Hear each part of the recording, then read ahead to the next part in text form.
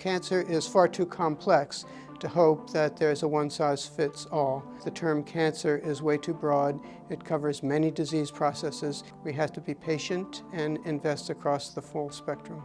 I'm very proud that the Division of Cancer Prevention has a very broad spectrum of research, which spans from pure bench research, test tube research, to animal research, then ultimately the first tests in people. One important opportunity is one related to screening, identifying at the molecular level overdiagnosed cancers on the one hand and rapidly growing cancers on the other hand. We know that it's the rapidly growing cancers that we need to really focus on for preventing. That's where prevention will offer the most benefit. Other promising areas that we're looking into, we know that drugs that are used to decrease inflammation or to decrease the risk of heart disease, for example, aspirin, affect pathways that have been recognized again and again in the process of cancer development.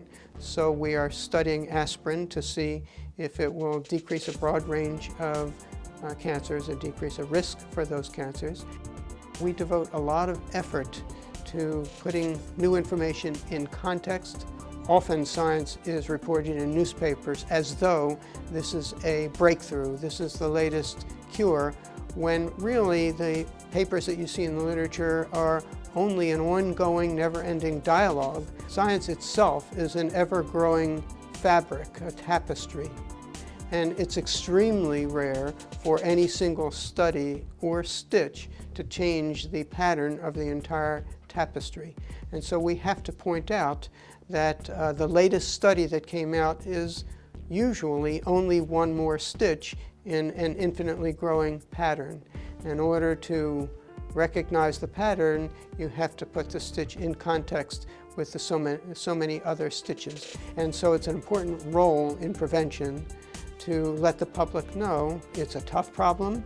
It's not going to be resolved in any single study.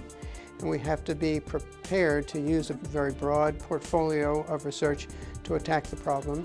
And for some cancers, the most effective intervention is going to be prevention. For others, it's going to be screening. And in others, I think it's going to be treatment or long-term care.